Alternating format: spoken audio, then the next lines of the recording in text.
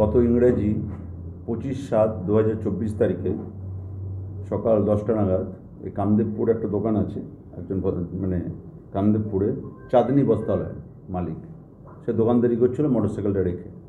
এরপর এসে দেখছি তার মোটরসাইকেলটা নেই। মোটরসাইকেল হচ্ছে আপনার রেড ব্ল্যাক কালারের হিরো গ্ল্যামার মোটরসাইকেল। এরপর তিনি সেইভাবে অভিযোগ করেন, আমডাঙ্গা থানায় এসে লিখিত অভিযোগ করলে পুলিশ তারপর তদন্তে নামে এবং পরবর্তীকালে আরেকটি বাইক চুরি হয় জিরাট থেকে। জিরাটের ওখানে ব্যাংক আছে একটা, আপনার ব্যাংক অফ ইন্ডিয়ার এটিএম কাউন্টার আছে।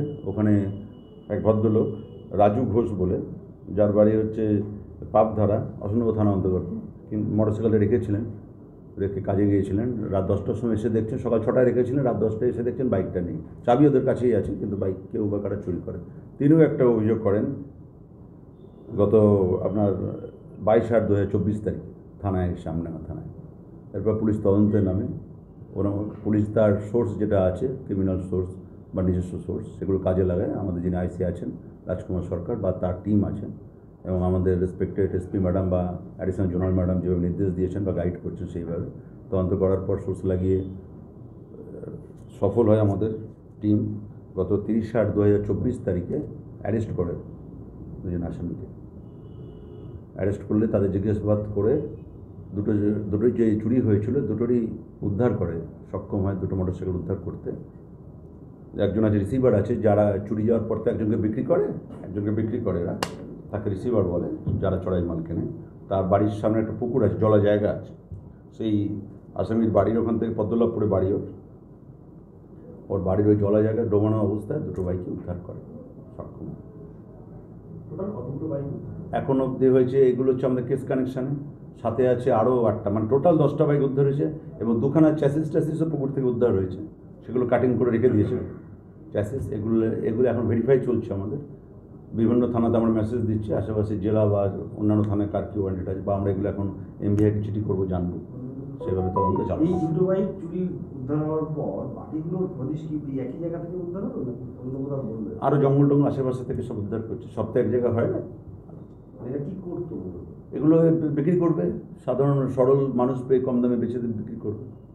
এই কনসেপ্টটা চলতো কিভাবে, মানে একজন কিভাবে চুরি করলো, কিভাবে ওরা ঘুরে ঘুরে বেড়ায়। এই নয় যে আজকে এখানে চুরি করবে, কোনো বিষয় না, ওদের কাজই পেশাই হচ্ছে এটা। এবার ঘুরে বেড়াচ্ছে, দেখছো অনেকক্ষণ কী করলো, যে কেউ নেই, কেউ আশেপাশে লোক পাচ্ছে না, সেই সুযোগে ওদের যে মাস্টার কি আছে সেভাবে বা তার কেটে সেভাবে চুরি করে। ওরা তো স্পেশালিস্ট।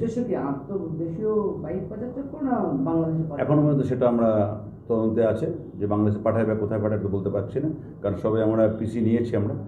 আমরা প্রেয়ার দিয়েছিলাম বেশি দিনের, কিন্তু 3 দিনে দিয়েছি। আমরা আবার দরকার হলে আরও এক্সটেনশন করবো, পিসি প্রেয়ার দেবো।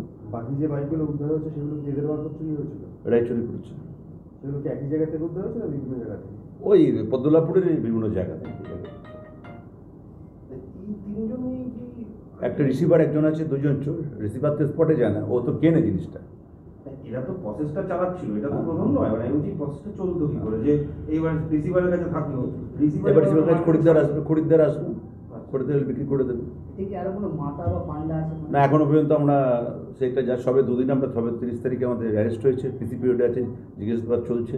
আপাতত টোটাল মিলে 10টা বাইক উদ্ধার হয়েছে, তার মধ্যে 2খানা আছে আমাদের কেস কানেকশানে। বাকিগুলো কোন থানায় আছে কি আছে সেগুলো আমরা সব সার্কুলেট করছি। এরকম চোরাই বাইক বিক্রি করেছে এরকম এখনো পর্যন্ত আমরা সেইভাবে রেফারেন্স পাইনি, আমরা দেখছি, আমরা সেটা পরে আরও জানাতে পারবো বিশদভাবে, কারণ পিসি এখন তো শেষ হয়নি, সবে 3 দিন 2 দিন হয়েছে। এই বাইকগুলো যারা কিনতো বা যারা ব্যবহার করতো তারা আরও কোনো অসাধু কাজে এখনো পর্যন্ত সেরকম কোনো ইনপুট নেই। সেটা পেলে সেরকম যদি এগিয়ে আসি আমরা আরও জানাতে পারবো পরবর্তীকালে। আপনাদের কি মনে হচ্ছে যে এইটার সঙ্গে কি লিঙ্ক থাকতে পারে? এটা লাভ করছে, পয়সা, মানে কাজ করে খাবো না, চুরি করলে আমি টাকা পাবো, অসাধু উপায়ে চুরি করছে। চোর মানে তো অসাধু উপায় করে, তারপর টাকার বিনিময়ে দিচ্ছে, এবার টাকা নিয়ে নেশামান করে বেড়াবে, আনন্দ ফুর্তি করছে। এদের বাড়িগুলো কোথায়?